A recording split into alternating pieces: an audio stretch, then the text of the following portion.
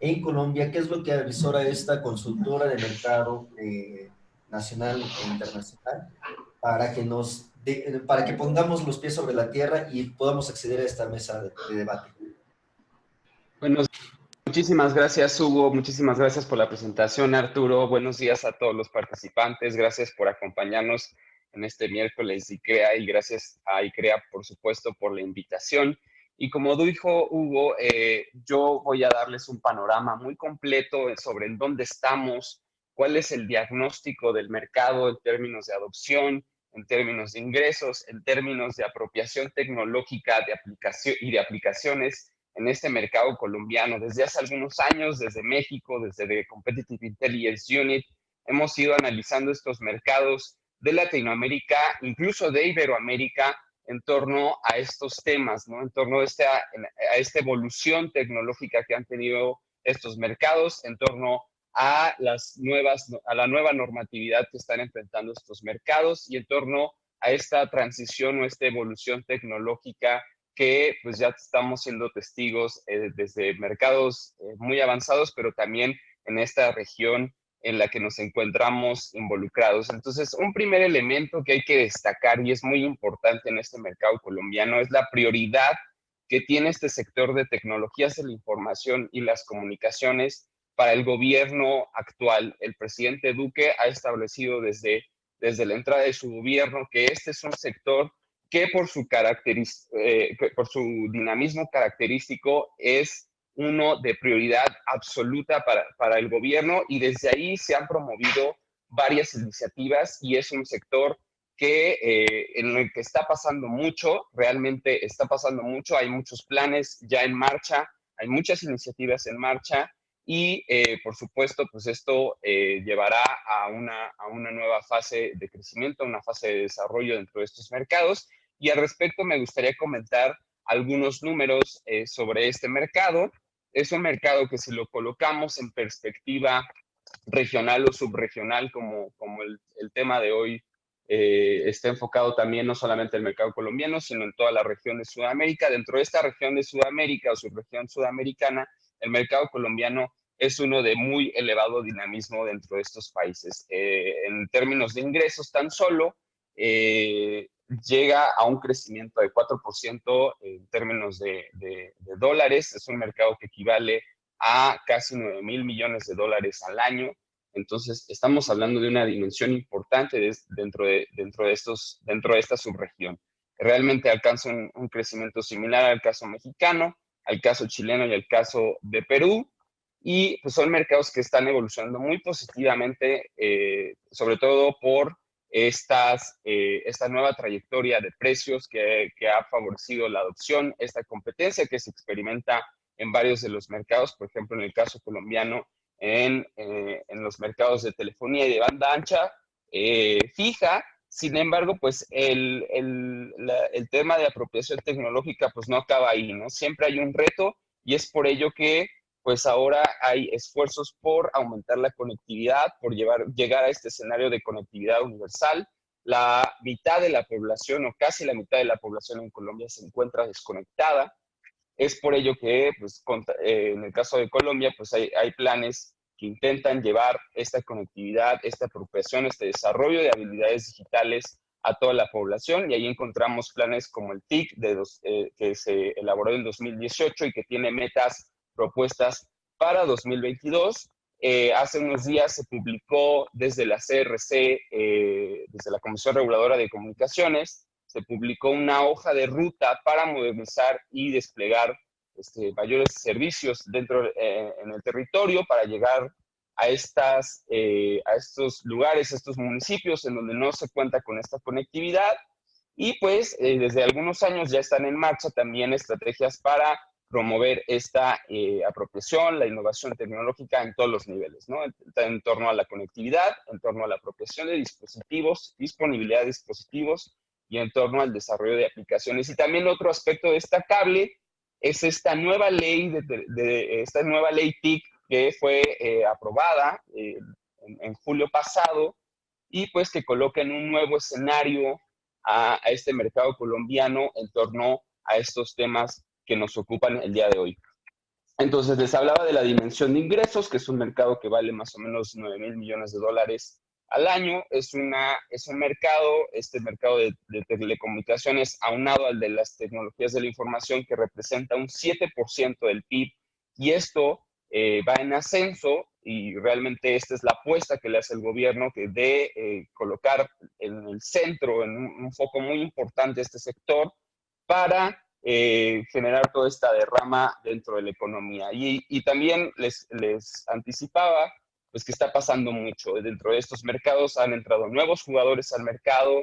En diciembre pasado se llevó a cabo una nueva licitación de espectro, en donde pues, por mucho tiempo y muy prolongada demanda de los competidores, que ya se realizara esta licitación de espectro, por fin se concluyó en diciembre pasado, y dentro de esta licitación ya se advierte la entrada de un nuevo jugador disruptivo, completamente disruptivo, que ya tiene presencia en el mercado chileno, y en este caso me refiero a WOM, que tras haber adquirido en Chile la red de Nextel, pues fue adquiriendo cada vez más mercado, al grado que está por convertirse en el tercer competidor móvil más importante en aquel territorio. Sin embargo, pues en Colombia estamos próximos a conocer cuál será su estrategia. La verdad es que creemos desde The Competitive Intelligence Unit que va a ser también muy disruptiva, como el caso chileno, y esto es muy positivo para lograr esta desconcentración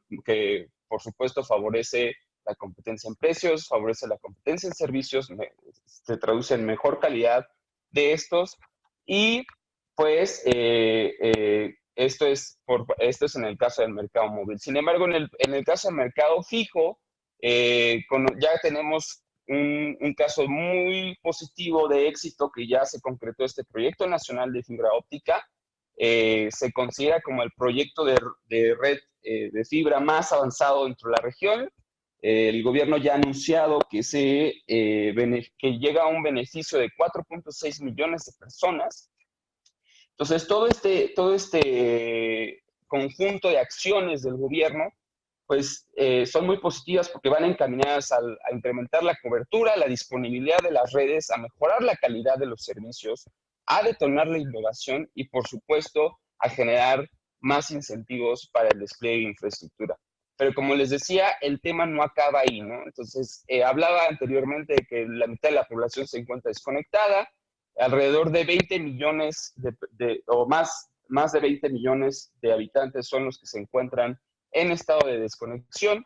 En términos de acceso a banda ancha móvil, este importante canal de comunicación, y yo diría el más importante para acceder a múltiples aplicaciones, no solamente de comunicación, sino también de educación, entretenimiento, acceso a cultura. Las estadísticas nos dicen que la mitad de la población pues, no tiene acceso a este servicio de conectividad. Si vemos la diferencia entre estratos, el estrato 1 tiene apenas acceso a apenas registra una penetración de 22%, mientras que el caso del estrato 5 y 6 del 80%, y pues más altos ya llegan al 100%. Entonces esto nos habla del importante reto de adopción tecnológica de penetración que se espera llegar en los próximos años a partir de estos planes.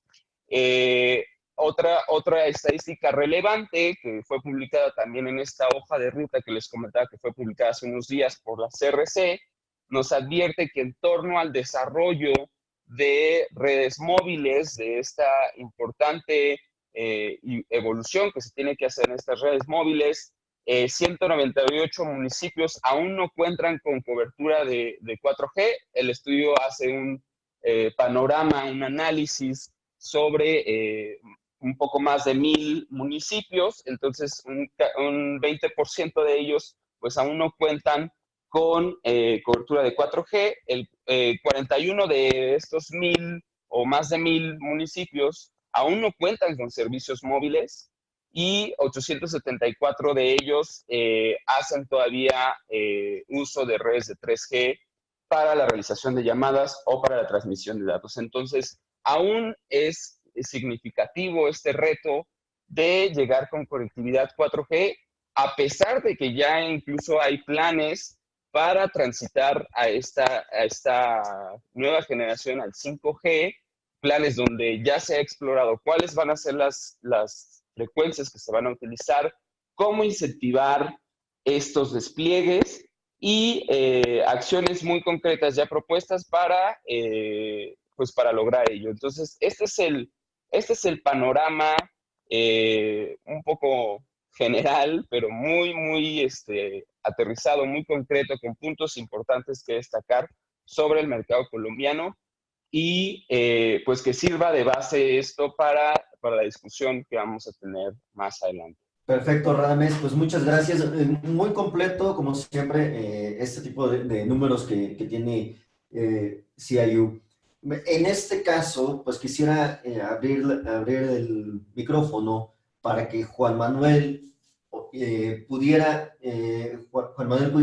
decirnos desde la perspectiva del departamento del Valle del Cauca, que nos comente cómo afecta esta hoja de ruta que nos acabas de presentar, Radames, en su departamento. Bueno, muy buenos días a todos. Muchísimas gracias a ICREA por la invitación. Un saludo también muy especial para mis colegas en este webinar, a Radamés y a Juan Mauricio. Lo que acaba de decir Radamés, creo que es muy pertinente como realidad macro de país. Quizás en el Valle del Cauca tenemos una realidad un poco diferente en el grueso del departamento, en el sentido en que somos una región con unos buenos índices de conectividad, pero como lo manifiesta muy bien Radamés, todavía están los retos de llegar a poblaciones vulnerables y a poblaciones que se encuentran geográficamente aisladas. En el caso de nuestra región, pues significa sobre todo conectar la región Pacífico.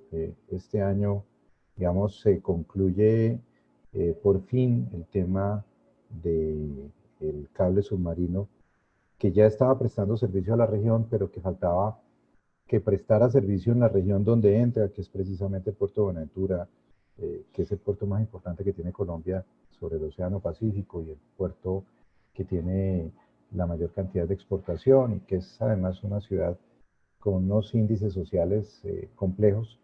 Eh, y allí, digamos, el reto era que este beneficio que le entra a la región, el cable submarino que llegaba directo hasta Cali y no se devolvía a Buenaventura, este año ya se completa ese trecho y eso va a permitir que la región pues logre mejorar mucho en sus índices de penetración de conectividad.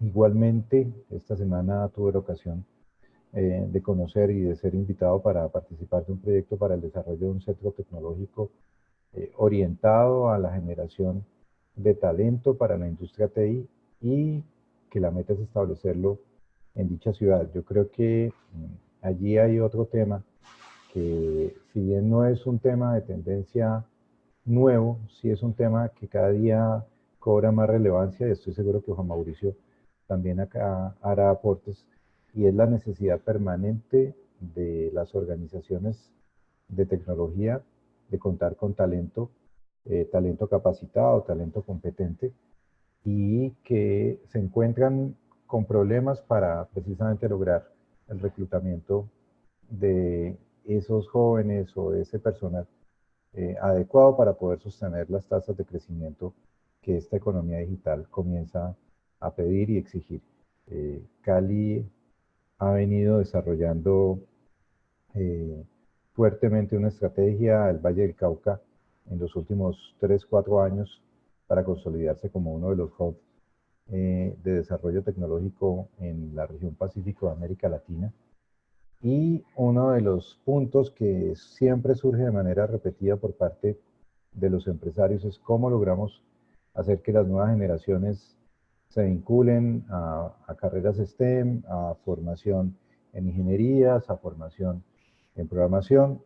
eh, y estamos trabajando de la mano con ellos en impulsar nuevas ideas, en impulsar nuevos programas de desarrollo desde el sector público y desde el mismo sector privado para poder capacitar y entregar esta demanda para centros como Zonamérica, por ejemplo, que abrieron hace poco más de un año aquí en la ciudad de Cali y que esperan concentrar a más de 25.000 profesionales a la vuelta de unos 5 o 6 años alrededor del tema de la tecnología. Entonces, desde el Valle del Cauca yo creo que hay algunos de estos retos que mencionó Radamés, el tema de cobertura en conectividad. De hecho, nosotros estamos trabajando con la Gobernación del Valle en sacar adelante un proceso de conectividad hacia todas las regiones más alejadas del departamento, hacia el norte del Cauca y otras zonas cercanas a nuestra región, y también con los municipios que componen el paisaje cultural cafetero para lograr llevar conectividad hasta las fincas y comenzar a generar nuevas dinámicas económicas a partir de una buena conectividad que el mundo hoy en día demanda. Hoy en día, si tú tienes un plan de turismo ecológico, de todos modos aspiras a estar conectado porque lo primero que hace el turista es publicar su foto en Instagram. Entonces, estamos trabajando también en cómo logramos llevar esa conectividad, y aquí sí hay un tema de tendencia para este año.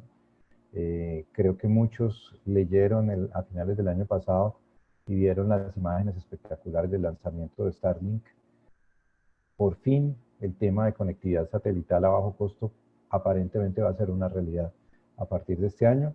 Y el otro tema es 5G, que debería potenciar ya no solamente temas de acceso, sino temas de consumo de grandes cantidades de datos y posibilitar desarrollos muy importantes, como todo el tema de las necesidades de conectividad por parte de dispositivos, por parte de vehículos autónomos y demás. Creo que paro allí porque creo que Juan Mauricio también puede complementar mucho de lo que he contado desde la dinámica de Bogotá, que obviamente es diferente, pero que también comparte muchas de las problemáticas que vivimos en la región en Colombia. Quiero agradecerle a ICREA por la invitación y pues saludar a Juan Manuel y a Radamés, quienes acompañan hoy pues en este panel. Con respecto al contexto de la tecnología en Colombia, tal cual como lo decía Juan Manuel, pues Bogotá, al ser la capital de Colombia, sí tenemos como una realidad muy diferente, donde tenemos, por un lado, hay mayor conectividad, tenemos más del 60% de hogares con acceso a Internet. Obviamente, como muy bien lo decía Radamés en sus cifras, pues normalmente en los estratos socioeconómicos medios y medios altos es donde hay mayor penetración, pero esto nos muestra al final un reto muy importante que creo que tenemos como país, y es cómo reducir esta brecha, porque es una brecha de conectividad, cómo reducimos esta brecha en la que no solo en las ciudades o en los grandes espacios urbanos tenemos acceso y estamos bancarizados totalmente, por ende podemos acceder a plataformas, podemos acceder a diferentes privilegios, sino que creo que uno de los retos más importantes que tenemos como país es mejorar la infraestructura, no solo a nivel vial, sino también a nivel tecnológico, cómo terminamos conectando a todos los municipios con una muy buena calidad de conectividad, pero también esto va vinculado, y este desarrollo va vinculado a un tema de bancarización. Finalmente, en Colombia el 81% de la población está bancarizada, pero de ese 81% están bancarizados porque tienen una cuenta de ahorros donde el 43% la tienen activa.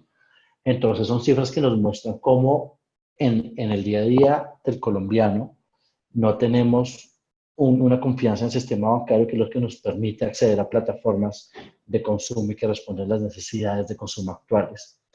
En paralelo, por ejemplo, hay un caso muy interesante que ha salido en Colombia, que busca llegar a ese nicho que no está bancarizado, y es Movie, que es básicamente una plataforma que nos permite hacer pagos y acceder a, digamos que a diferentes servicios como transferencias, hacer transferencias a cuentas de ahorros. Es una tarjeta crédito, una tarjeta de débito recargable que va a permitir que mucha gente que necesariamente no tiene acceso a una tarjeta de crédito regular, pues a partir de esa plataforma pueda acceder a servicios como Spotify, como Netflix, como Apple, no sé, como Rappi, que finalmente pues terminan siendo esas plataformas que todo el mundo, que están revolucionando todo el mundo a partir de la tecnología, pero que en Colombia por todas las brechas sociales, digitales, pues lo dificultan. Entonces, es también tener claro que aunque en Bogotá, por ejemplo, que estamos como en un pequeño nicho donde tenemos mayor acceso a muchas cosas,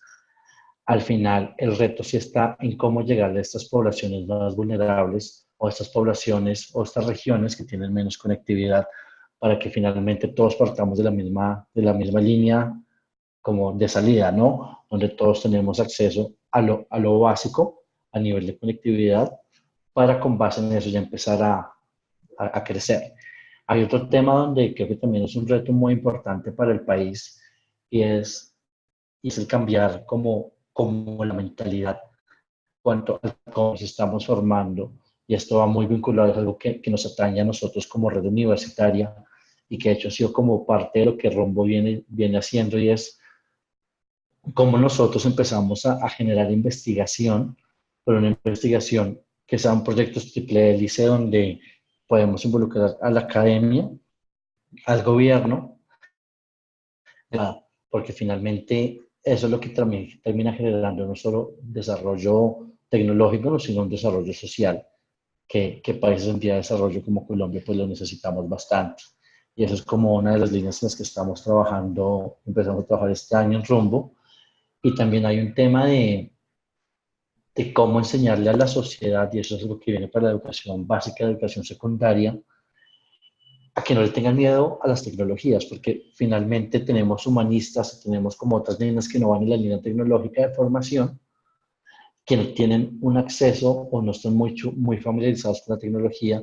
Eso es básicamente porque en la educación básica y educación media, pues hay unos retos donde debemos enseñar a la gente a programar, a que se acerque a un computador, porque finalmente hoy en día la tecnología no es una línea de trabajo, sino es algo que va transversal y que pasa a todos los campos de la economía. Entonces, todas las personas o todos deberíamos estar en esa capacidad y pues creo que otra de las brechas o otro de los retos que podemos llegar a tener desde la academia, desde la formación, esto obviamente, pues, repito, basándonos en formación básica, en formación secundaria, que es donde se incentiva mucho más y además porque tener personas que estén formadas en programación también nos va a generar una estructura mental muy diferente, porque finalmente nuestra estructura mental está muy plasmada, por un lado, por el idioma que hablamos o por los idiomas que uno termina hablando a lo largo de la vida, y pues español es un idioma con una estructura que digamos que genera una estructura mental muy diferente a lenguas hermanas, por ejemplo. Entonces, en esta línea de la programación, que la gente aprenda a programar desde pequeña va a hacer que su cerebro tenga una estructura mental que responda mucho más a las necesidades que tiene el mundo hoy en día. Y también como lo complementaba y lo comentaba Juan Manuel, pues hay un tema de todas las habilidades blandas, donde no debemos perder el norte, debemos seguirnos enfocando, que finalmente lo que se habla desde muchas partes y en todas como muchos aspectos, y es, listo, ya no formemos tanto como en que la gente tenga un contenido como tal, sino que tenga ciertas habilidades en desarrollo de habilidades.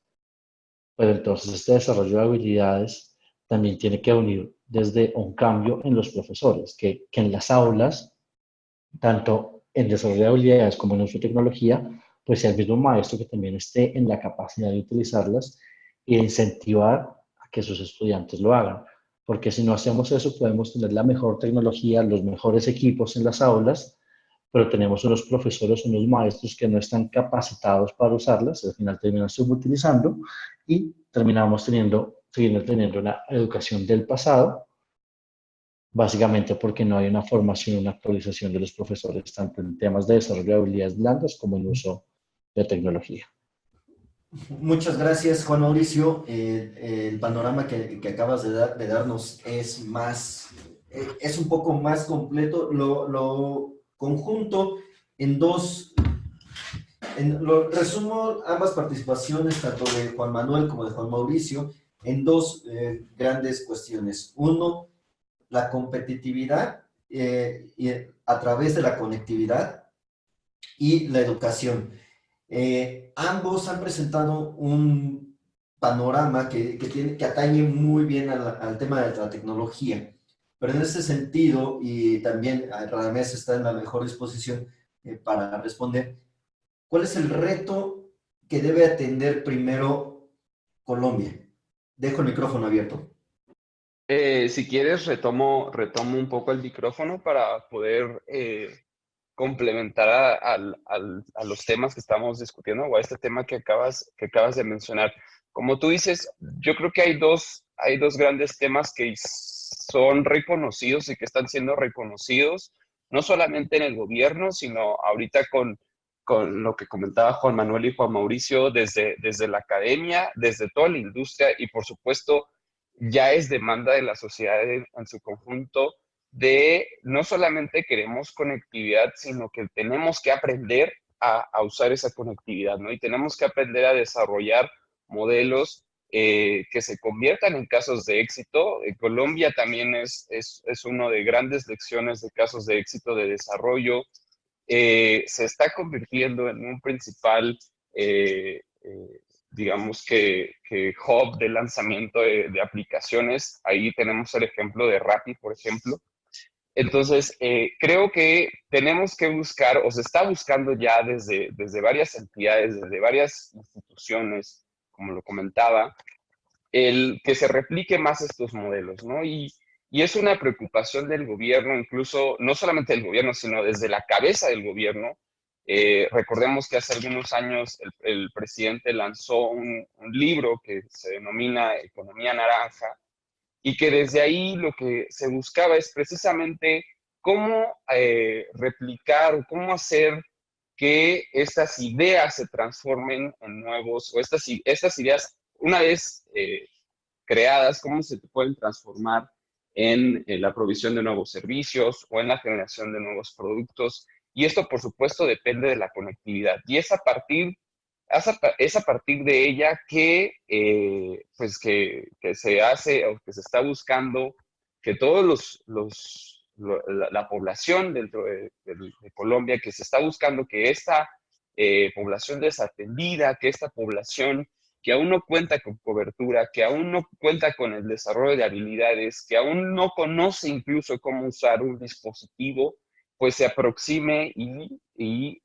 incorpore este uso de la tecnología en sus habilidades, ¿no? Y de ahí también deriva el desarrollo de talento que también mencionaba Juan Manuel en su discusión, el desarrollo de talento para generar más casos de innovación y generar mayores lecciones para el desarrollo tecnológico. Entonces, yo creo que ahí, digo, en este tema, destaco mucho lo que han mencionado mis colegas, que se requiere ya de un análisis quirúrgico, que se requiere ya de ir enfocado, muy enfocado a esas poblaciones, a esos grupos vulnerables, a esos municipios desatendidos, y es precisamente lo que está haciendo el gobierno, ¿no? Lo que está haciendo la industria y lo que está demandando la población. Entonces, desde ahí yo destaco acciones muy positivas dentro de los planes de gobierno, dentro de la nueva, incluso el marco normativo, desde las autoridades, desde el Ministerio TIC y desde la Comisión Reguladora, que todos van enfocados hacia un mismo rumbo, ¿no? Hacia una misma meta. No solamente detonar la conectividad, sino también buscar que la población se beneficie de ella y buscar cada vez más el desarrollo de estas habilidades tecnológicas para insertarse pues, en esta nueva sociedad que ya no es de la información, ya no es del conocimiento, sino es la sociedad digital más grande y más conectada, porque es global, ¿no? Se trata de una sociedad global. Perfecto. Mauricio, ¿tienes algo que comentar? Sí, con respecto a lo que nos dices, Radamés, yo creo que si bien debemos incentivar y potencializar esta formación, hay algo que también es muy importante que no olvidemos, y es el tema de la ética. Y la ética al crear innovación y al crear tecnología y se me vienen a mi cabeza dos temas o dos casos importantes. Uno de ellos es caso Colombia y es Rappi, y es de cómo Rappi sigue siendo nuestro unicornio, es una empresa que se ha expandido a nivel Latinoamérica y tiene un funding gigante, pero internamente en Colombia está muy cuestionado por el cómo, digamos, como las garantías sociales para las personas que trabajan o que se vinculan a la aplicación. Y otro tema también muy importante que no debemos dejar de mano es el caso de Elizabeth Holmes, quien fue la fundadora de Theranos en Estados Unidos, que fue una startup que llegó a ser una de las empresas más valoradas de Silicon Valley. Finalmente, ella hoy en día está afrontando un juicio fuerte por estafa, y esto es básicamente porque en muchos de estos startups a veces como que olvidan esta frontera entre lo ético y lo que son negocios. Y al final, pues, lo que va a permitir un desarrollo sostenible como sociedad y un uso tecnológico sostenible y ético es que no olvidemos también esta parte de tener negocios que tengan todo el marco legal y que respondan a una necesidad, no solo que nos generen ganancia, porque en esa medida pues habría muchos negocios que podrían ser muy fructíferos, pero que se salen como esta parte que es importante que no tengamos esto y como lo dicen muchas veces en Silicon Valley, fake it until you make it, y esto pasa en los startups y empiezan a creer que están haciendo las cosas hasta que un día la logran, que es válido, pero lo que pasa es que, hasta dónde es válido esto, hasta dónde está correcto el innovar sin tener en cuenta como esos temas éticos que no vayamos a pasar por alto. Ok, Juan Manuel. Primero respondo como la pregunta abierta que has lanzado, Hugo, en el sentido de que debería ir primero si la conectividad o la apuesta por la formación y la educación. Yo creo que van en paralelo, pero obviamente la conectividad nos permite además llegar con nuevas formas de educación, todo el tema de educación virtual, donde incluso la gente es quien pone sus ritmos, sus tiempos y demás, algo que es una tendencia además global. Creo que eh, todos los que estamos relacionados con las universidades sabemos que en este momento se vive un momento de crisis eh, a nivel internacional. No es un fenómeno solo de Colombia o de América Latina en cuanto al número de personas que se están matriculando y que están estudiando, sino que también tenemos otras formas de consumo del conocimiento que cobran más relevancia. El número de personas que se forman de manera autónoma, como la autoformación que hace la gente incluso con herramientas como YouTube, y que con ella eh, logran completar temas de competencias y demás. Y siguiendo un poco la estela de la última intervención de Juan Mauricio, creo que también uno de los retos que cada vez cobra más relevancia desde el año pasado fuertemente y este año yo creo que va a ser mucho más fuerte, y es un tema que han puesto sobre la mesa los mismos empresarios, temas como la Business Roundtable, eh, y es que ese modelo de, de capitalismo dirigido solo a los stakeholders, de maximización de ganancias, pero que vemos empresas que en la vida real no hacen sino perder y perder dinero, pero su valoración accionaria sigue creciendo y creciendo, está entrando en crisis, eso por un lado. Por el otro lado, el tema de la precariedad del trabajo asociado a muchas de estas compañías exitosas como Rappi, como Uber y demás, que es un fenómeno que en Estados Unidos y en Europa ha cobrado mucha fuerza y en nuestros países ya también comienza a cuestionarse sobre cuáles son los beneficios también hacia la población que trabaja para este tipo de plataformas. Un tema que seguramente las elecciones de los Estados Unidos pues van a poner sobre el tapete, y es las prácticas sobre el tema de los impuestos de las grandes compañías tecnológicas. Porque ustedes ven la valoración, empresas que valen más de $1 trillón, pero cuando uno va a ver los niveles de pago de impuestos y por lo tanto de contribución hacia la sociedad, pues son irrisorios. Hay toda una serie de esquemas de ingeniería financiera para mover los capitales entre paraísos fiscales y en últimas hay empresas de estas con ingresos de 400, 500 mil millones de dólares al año y cuyo pago de impuestos al final del año es de 5 o 6 millones de dólares. Entonces esto también pues está sobre el tapete.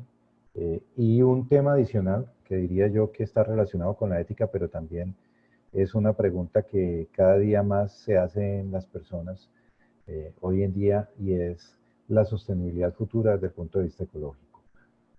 Creo que la situación de Australia en las últimas semanas ha hecho que mucha gente deje de ver el tema del cambio climático como un tema de futuro, sino más bien como un tema que en cualquier momento puede afectar a cualquiera de nuestros países. Y es también como desde tecnología pues aplicamos esas herramientas tan poderosas, tan potentes que tenemos, como el Big Data, como la inteligencia artificial, como el Machine Learning, y cómo nos ponemos metas para buscar corregir algunos de esos problemas que tenemos de cara al cambio climático. Empresas como Microsoft ya están trabajando en ello, se han puesto una meta para el 2030 de ser negativos en carbono. Esto significa que ya no solamente no generan carbono en su operación, sino que su operación hace que otras compañías dejen de generar carbono hacia la atmósfera, las emisiones de CO2. Creo que ICREA en esto trabaja muy bien porque busca que los data centers tengan un componente amigable con el medio ambiente. Se hace una divulgación permanente sobre las nuevas tecnologías que facilitan que los data centers sean energéticamente eficientes, sostenibles, y es un desafío que, por ejemplo, en Colombia lo tenemos muy vivo porque hay una situación que para nadie es oculta, es la no entrada en funcionamiento de Ituango, la mayor hidroeléctrica del país, que nos tiene que poner a pensar en cómo nos volvemos más eficientes energéticamente, porque el país no va a tener una fuente con la que contaba en los próximos meses, y el consumo energético pues es una constante en total crecimiento, y más en un mundo totalmente conectado y lleno de dispositivos electrónicos. Entonces, creo que ahí hay uno de los retos más fuertes que enfrentamos como país, y es el tema de cómo nos volvemos eficientes energéticamente y amigables con el medio ambiente. Correcto, Juan Manuel. Destaco este último punto del tema del cambio climático, sobre todo por la adopción tecnológica que tiene en Colombia, pero más que nada como un país que se caracteriza por su riqueza natural. En este caso, pues me gustaría, dentro de la agenda, tocamos el tema del 5G en Colombia, que si bien ya nos lo hizo ver Radamés, que la mayor parte de la población se comunica a través de 3G y un poco más en 4G. ¿Cuál es la perspectiva hacia estos próximos 10 años que ustedes observan? Dejo el micrófono abierto. Bueno, pues yo Bueno, creo que... ¿Vas tú dale, primero, Juan. Juan Manuel? No, dale tú, dale tú. Bueno, creo que en tema Bueno, bueno, de conectividad y pensando en los listo, sí. próximos 10 años, yo creo que si viene el panorama siempre a hablar de mejorar conectividad y que si ya tenemos que ir y yo para el workshop parte de años, o el mayor enfoque sí tiene que estar en reducir en reducir la brecha en cuanto a desconexión. También al final tenemos 10 años y esto va en la línea de lo que decía Juan Manuel, donde debemos pensar en sostenibilidad, donde creo que, y esto pasa en muchos escenarios donde el modelo capitalista, que es un modelo válido de desarrollo económico, funciona, debe tener unos límites, porque finalmente, si seguimos en la misma velocidad en la que hemos seguido, de desarrollo que no es tan sostenible, pues vamos a terminar afectando a las próximas generaciones y quizás estemos hablando de 30 años más y se acabó todo. Entonces creo que son 10 años para enfocarse en conectividad, para enfocarse en sostenibilidad. Eso creería yo que es lo que nos viene para los próximos 10 años. De acuerdo con Juan Mauricio, yo pienso que además conectividad debe generar unas revoluciones importantes para esa población que hoy en día no tiene acceso no solamente a la conectividad, sino a un resto de servicios adicionales. Entonces, conectividad debe potenciar educación, debe potenciar telemedicina, debe potenciar acceso a mecanismos financieros, y yo creo que FinTech en Colombia es un sector, como ya lo decía antes Juan Mauricio, con un potencial enorme. Uno comienza a ver una serie de startups que están surgiendo, y aquí es importante tocar otro tema, el tema de regulación. Nosotros en Colombia, digamos, históricamente, las normas a veces se han hecho para proteger los intereses de ciertos sectores económicos.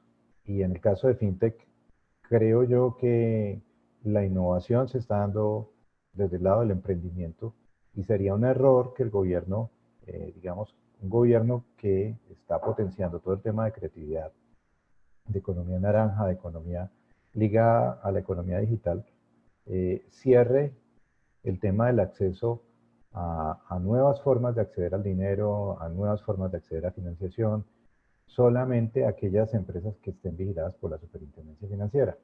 ¿Por qué? Porque desde el punto de vista de los requisitos de entrada se pueden generar unas barreras que no permitan el desarrollo. Miremos el ejemplo de África, que es quizás el continente donde más rápido ha crecido y donde han surgido las iniciativas más interesantes sobre el tema de FinTech en los últimos años. Ellos, a partir de sus necesidades y la identificación por parte de ciertos emprendedores, han logrado generar unas economías interesantes, unas empresas muy interesantes que han permitido que su población más vulnerable tenga acceso rápidamente a este tipo de tecnologías.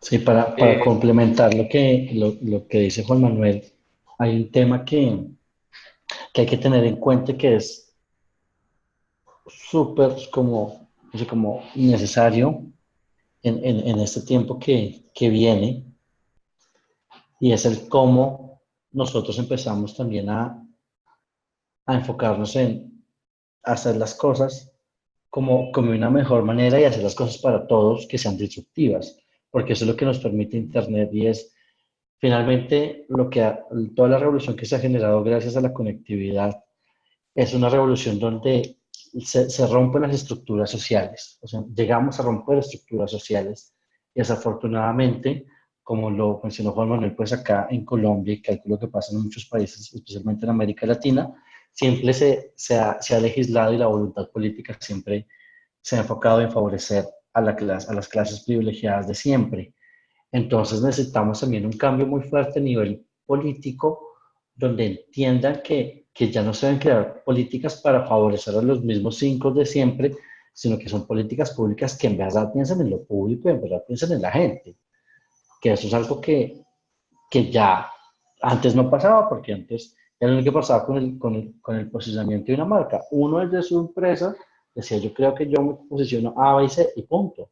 Hoy esta comunicación doble vía hace que todo sea disruptivo, y entonces tenemos que, esta disrupción tiene que empezar a impactar la generación de políticas públicas, que son las que van a permitir finalmente las brechas sociales, las brechas en la educación, las brechas tecnológicas, se terminan reduciendo, no solo porque haya desarrollo, sino porque hay voluntad política, que eso se traduce en legislar para el pueblo y no para los privilegiados.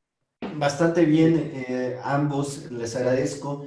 Y traigo una pregunta del público que nos está escuchando. Nos pregunta Claudio, ¿cuál es la participación de las compañías eléctricas con sus redes de fibra óptica en el transporte de comunicaciones al servicio de los operadores de telecomunicaciones? El micrófono está abierto para los tres.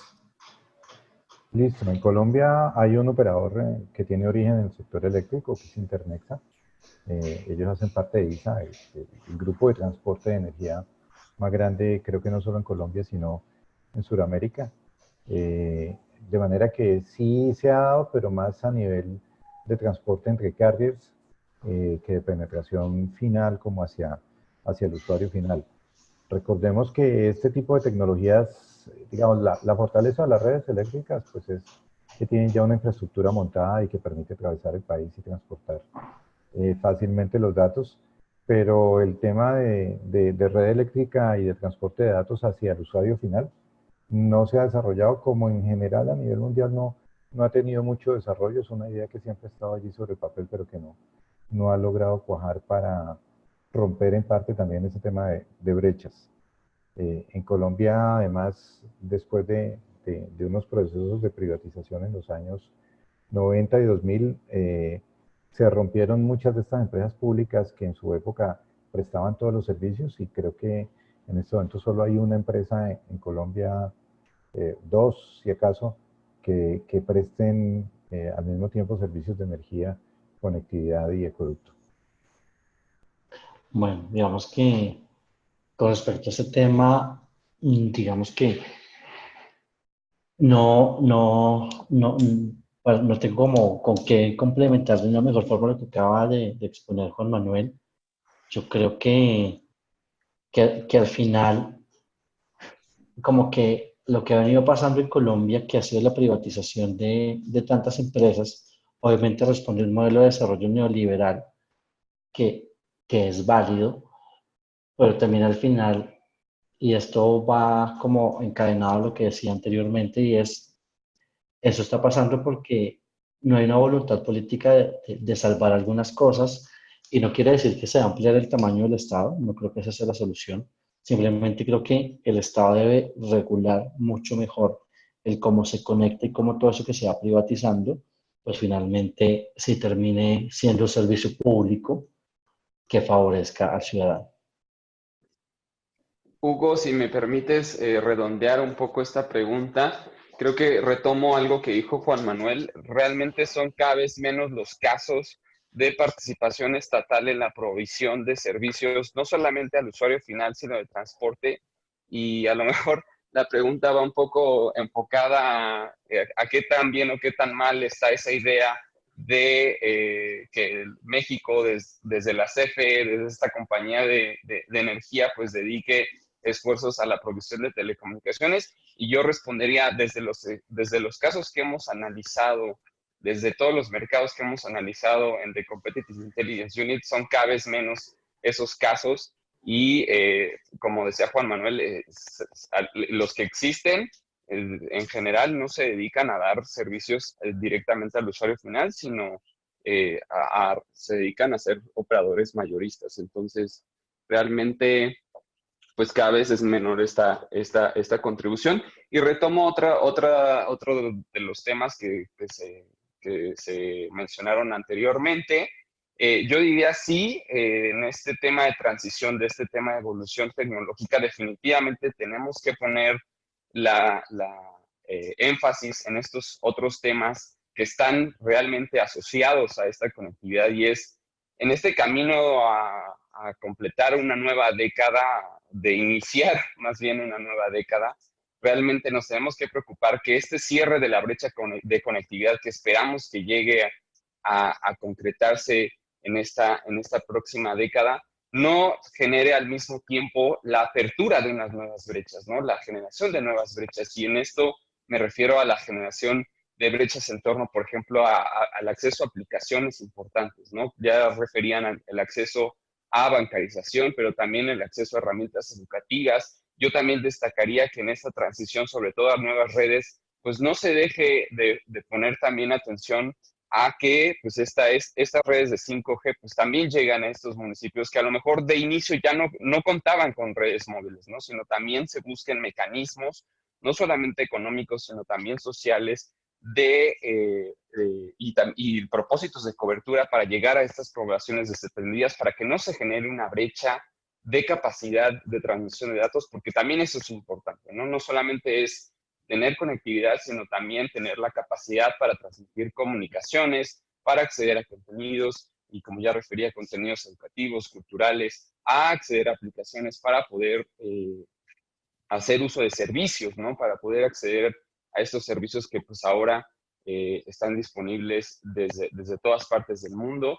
Y pues yo básicamente eso es lo que concluiría con base en los temas que estamos discutiendo.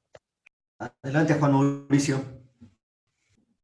Había un tema que con lo que acabas con la intervención de Radamés, viene una pregunta que podríamos formularla y dejarla abierta para que reflexionemos y es, cuando hablamos de servicios públicos y de servicios públicos esenciales, normalmente obviamente hablemos de acceso a agua y acceso a electricidad, básicamente.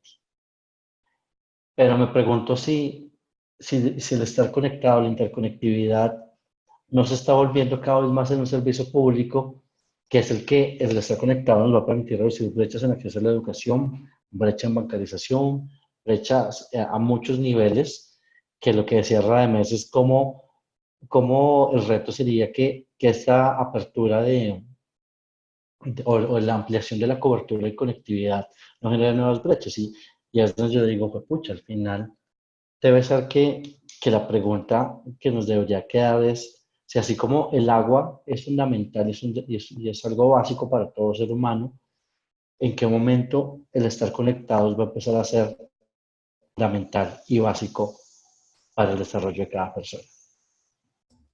Correcto.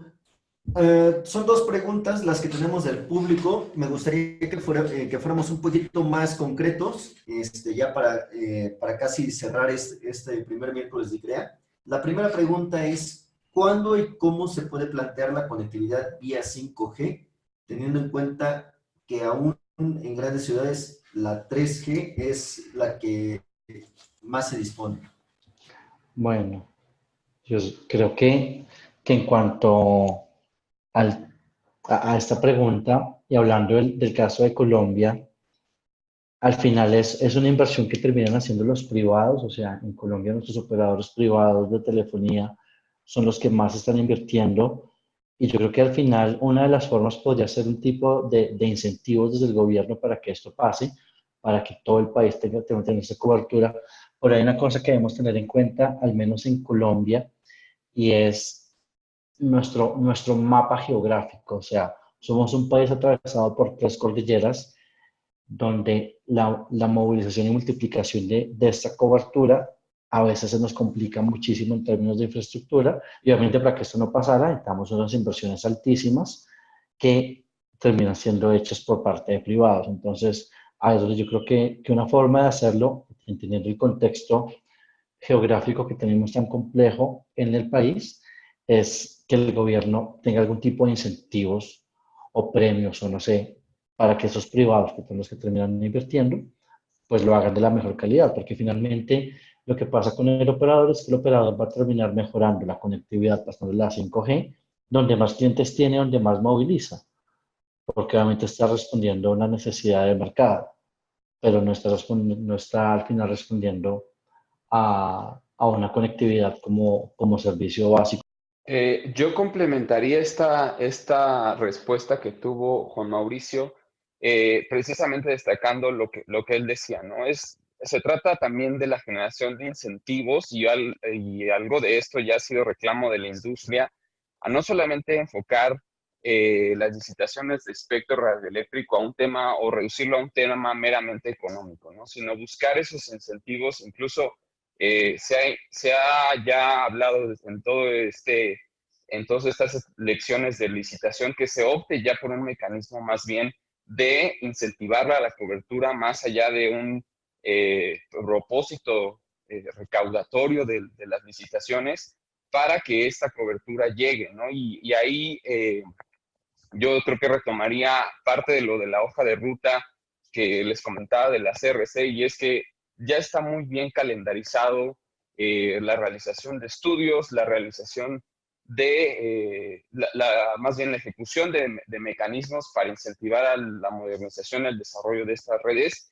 Y yo creo que por ahí debe estar el tema, ¿no? Desde la iniciativa de la industria y en conjunción con las acciones emprendidas por el gobierno, que se logre detonar. Y pues el cuándo de lo veremos, pues esperemos que muy pronto, ¿no? Pero ya están ahí estos esfuerzos y ya está calendarizado esta estrategia.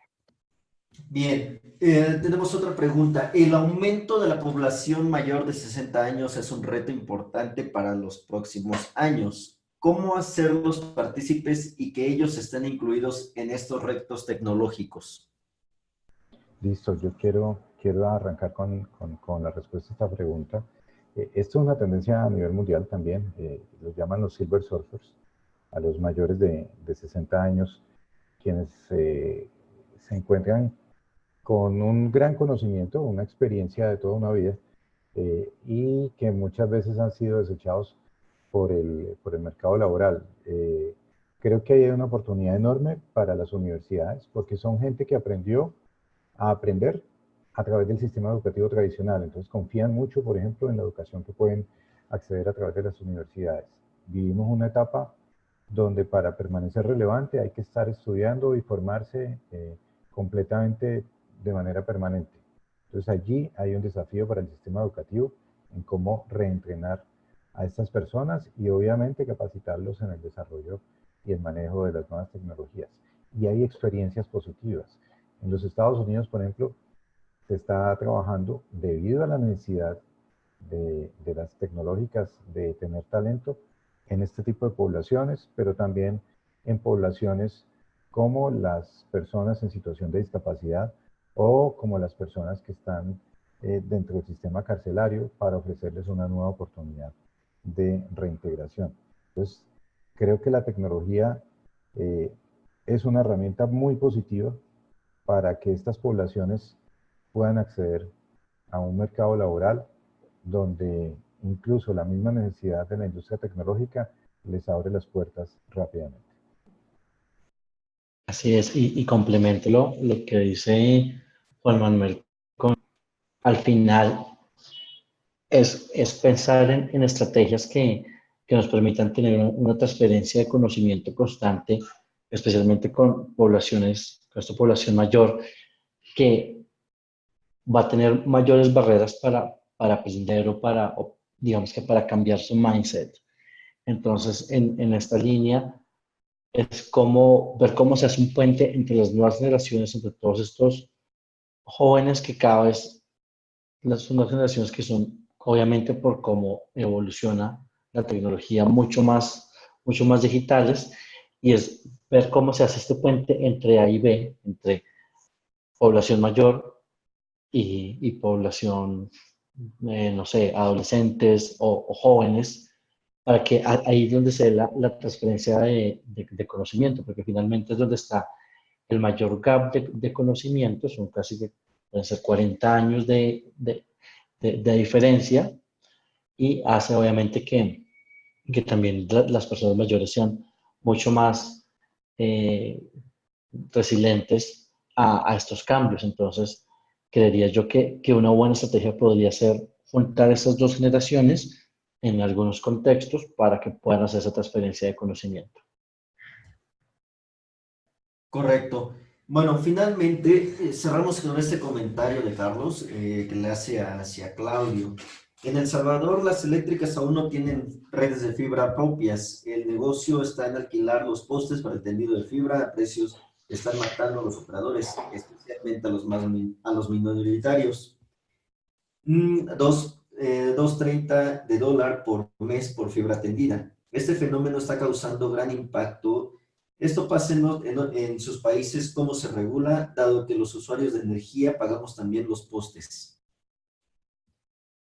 A mí me gustaría responder esa pregunta. En el caso mexicano, desde hace más bien desde el año pasado, y fue un reclamo de la industria de varios años atrás, de regular precisamente cuántos y a qué precio, cuántos operadores y a qué precio debían conectarse los operadores o debían de colocar su tendido de fibra en estos postes. Entonces yo creo que ahí la estrategia debe ser precisamente la que emprendió el gobierno mexicano, ponerle ya un precio base que no solamente las empresas eléctricas, sino también los operadores de telecomunicaciones que tengan estos postes, pues tengan incentivos a acercarse a este precio incluso para incentivar la competencia, ¿no? En precios dentro de este tendido y regular precisamente en esas zonas, porque incluso un problema en el caso mexicano era que en ciertas zonas no se podía colgar, tan solo por un tema meramente burocrático, no se podía colgar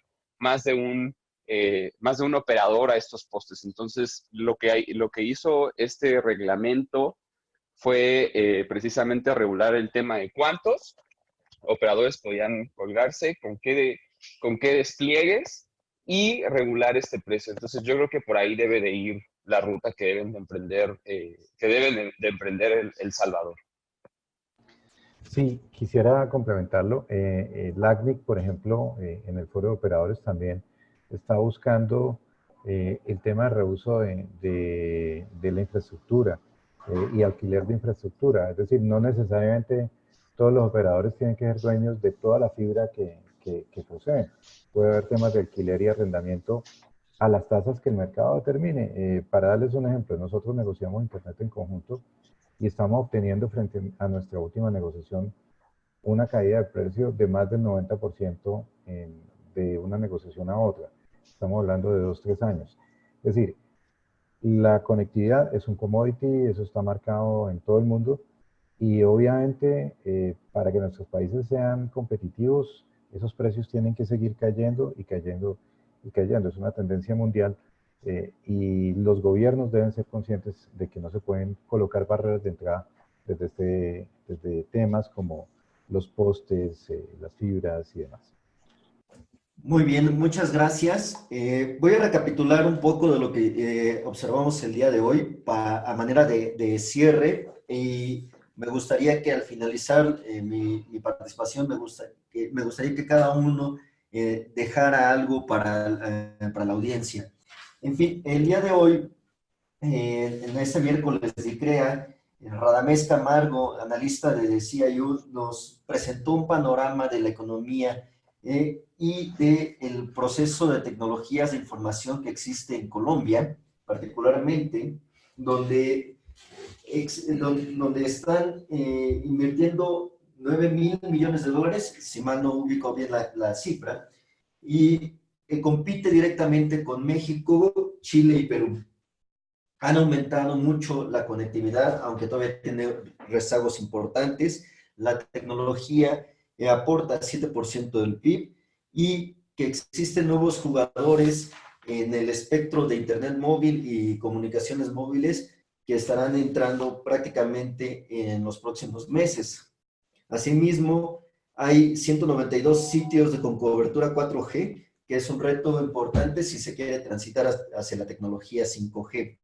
Por su parte, Juan Manuel Triana, director ejecutivo de la Asociación RUA, nos comenta que una de las grandes prioridades que tiene Colombia en estos momentos es llegar a las poblaciones más vulnerables, a acceder a mejor conectividad y a mejor dinamismo para atraer inversiones y que puedan tener una repercusión importante en el aspecto social. Y esto lo aúna bien, lo conjunta bien Juan Mauricio Benítez, director ejecutivo de Rumbo, quien nos propone una visión un poco más humanista de la tecnología, al mencionar que lo primero que tenemos que atacar en temas de reducción de ancho de banda, de brecha digital, es educar a la gente para que pueda acceder a mejores tecnologías.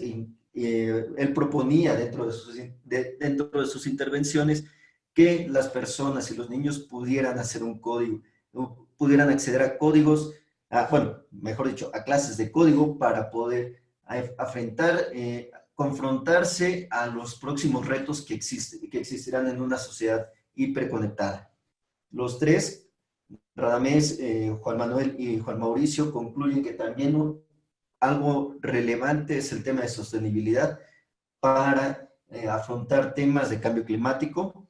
Y finalmente, se cierra con la participación de los tres sobre el tema de cómo las empresas de infraestructura eléctrica pueden participar en la proveeduría de servicios de telecomunicaciones, como ocurre en México. Como va a ocurrir en México, más bien. todavía no lo tenemos acá. Exactamente. No sé si... Pues muy bien. Sí, justo iba a dar un último comentario de cierre. Buenísima el cierre que hiciste, la suma de todas nuestras contribuciones, de todas nuestras aportaciones. Y solamente me gustaría terminar diciendo que pues ojalá veamos en próximos años estas metas, estos retos que se ha propuesto el gobierno, pues finalmente llevados a buen puerto, a su propósito, y esperemos que también esta transición a 5G por fin llegue a concretarse, y no solamente hablar de estos temas que ya se ha puesto sobre la mesa o que ya se han dedicado esfuerzos a ellos, sino también enfocar esfuerzos a estos temas que hemos comentado, ¿no? Un desarrollo tecnológico más humano, una preocupación por la privacidad, por la seguridad de los datos, una preocupación por la no generación más bien, de otras brechas generacionales, brechas de acceso a capacidades, brechas de acceso a contenidos. Entonces yo también abonaría a que en esta dedicación de esfuerzos también se abriera la oportunidad para generar estrategias y generar acciones, definir acciones para atacar estos temas. Sí, de acuerdo con lo que resumió Hugo, con lo que acaba de presentar Radamés. Es importante, la tecnología no se va a parar, no se va a detener, y la idea es que como sociedad en su conjunto, pues desarrollemos estrategias que nos permitan seguir desarrollándonos, seguir aprovechando todas las ventajas que la tecnología pone allí, colocar los controles requeridos para que no haya una sobreexplotación en perjuicio de algún sector de la población, y trabajar unidos entre el sector productivo, el sector público, la academia y la sociedad civil para desarrollar las estrategias correctas. Nosotros, por ejemplo, en esta línea este año vamos a iniciar nuestro primer proyecto de regalías, que es una de las formas con las cuales el gobierno apalanca el desarrollo de iniciativas en Colombia, donde vamos a trabajar el tema de generación de un modelo de innovación colaborativa en el entorno de la economía digital en el Valle del Cauca. Es un proyecto de colaboración internacional también, y creemos que este tipo de iniciativas pues son claves para que instituciones como la nuestra, incluso el caso de Rumbo en Bogotá, pues vamos marcando el norte de manera positiva sobre los cambios que tiene que enfrentar nuestra sociedad para ser más inclusiva y más competitiva en este mundo globalizado. Por mi lado, sí creo que Hugo hizo como una gran recopilación. Evidentemente mi mi visión de mundo es mucho más humanista, pues porque viene de mi formación de humanista, pero al final creo que lo que no debemos como dejar de lado es el enfocarnos en un desarrollo social y económico basado en la tecnología, y en esta línea, por eso digamos que desde Rumbo seguimos nosotros como que hemos tenido un cambio en donde la estrategia está enfocada ahorita en cómo desarrollar la investigación con esos proyectos triple hélice donde podamos llegar al gobierno y a la industria, porque al final la investigación y la innovación es lo que termina generando también desarrollo.